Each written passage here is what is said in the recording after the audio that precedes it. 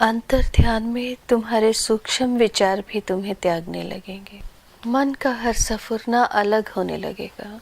उससे जिस हल्केपन और आनंद की अनुभूति होगी, तुम दोबारा विचारों के बवंडर में जाना ही नहीं चाहोगे।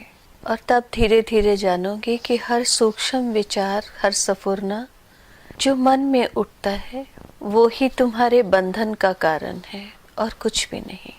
निर्लेप और विशुद्ध तुम्हारे अंतर की ऊर्जा, तुम्हारी आत्मा, तुम्हारी लाइफ एनर्जी, इसका उस निर्लेप जो सब जगह ऊर्जा है, उस तक उठना जरूरी है। Transcending of your soul, transcending of your life energy, it is must. जितने जितने बंधन पीछे छूटते हैं, उतनी ही तुम्हारी अंतरात्मा ऊपर उठने लग जाती है।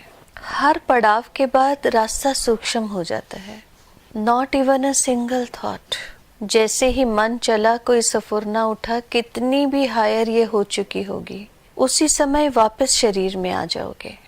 माया में, शरीर में, बाहरी दुनिया में रहते हुए भी अंतर के, कोई किसी ने चक्रास कहा, किसी ने कुछ कहा, किसी ने आकाश कहा, सब कुछ तुम्हारे ही अंतर है। तुम्हारी चेतना इनको पार करके ऊपर उठती है। जेवट ऊंचा होवे कोई, उस ऊंचे को जाने सोई। जो आत्मा के तल पर ऊंचा होता है, वो सेल्फ से होकर सुपर सेल्फ को जानने लगता है और उसी में स्थित होने लगता है। सेटिस्फेक्शन या डिससेटिस्फेक्शन वो माया के कारण होती है। माया मीन्स इल्यूशन, उसके कारण। धन तो उसका एक छोटा सा रूप है, मान सम्मान उसका एक छोटा सा रूप है। जो इन सबसे निर्लेप हो जाता है, वो सेटिस्फेक्शन और डिससेटिस्फेक्शन दोनों से ही ऊपर उठ जाता है। एक बाहर दुनिया बसती है, एक अंतर दुनिया होती है। बाहर की दुनिया थोथी है, अंतर की दुनिया मोती है।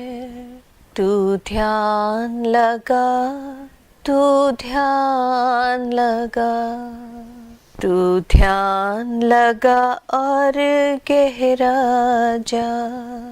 अंतर की गहराइयों में, जहाँ सूक्ष्म से भी सूक्ष्म सफुरना ना रहे।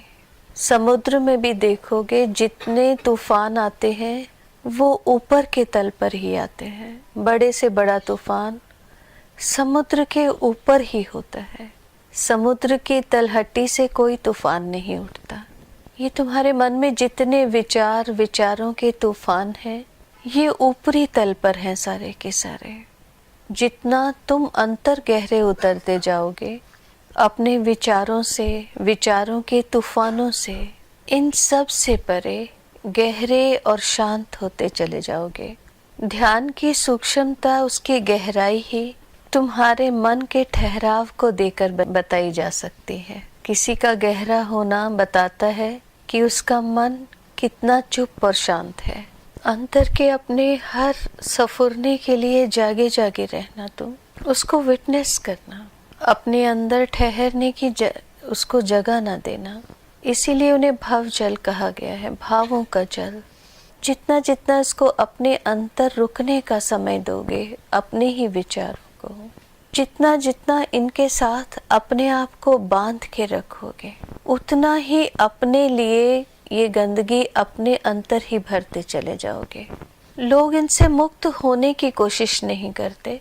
किसी एक इमोशनल वैल्यू की वजह से इनके साथ ही बंध जाते हैं। छोटी सी इमोशनल वैल्यू, निकल जाऊं तैर कर इस भव जल में से।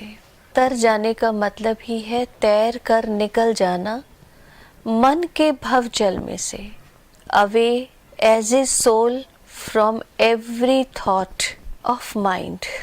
चेतना अलेप होकर जिस आकाश पर आती है, वहाँ दुख सुख कुछ भी नहीं है। ये सबसे बड़ा सत्य है और ईश्वर से प्रार्थना है कि तुम्हारी चेतना उस आकाश तक अवश्य पहुँचे।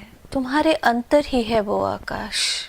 तुम्हारी चेतना के वहाँ पहुँचते ही तुम्हारे अंदर प्यार की बरसात होने लगती है और तुम ही उस प्रेम में ट्रांसफॉर्म हो जाते हो। प्रेम का वो स्रोत जिससे केवल प्रेम बहता है।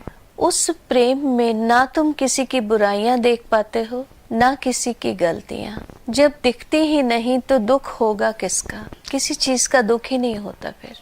और ऐसी अवस्था में रहने के लिए मन से तुम्हारा समर्पण शुरू होता है कि जो इसमें बाधा है, माया का वो हिस्सा मुझसे छूट जाए। तुम ही प्रेम हो, तुम्हारे सिवा कोई और नहीं। ये तुम्हारा एट्रीब्यूट है।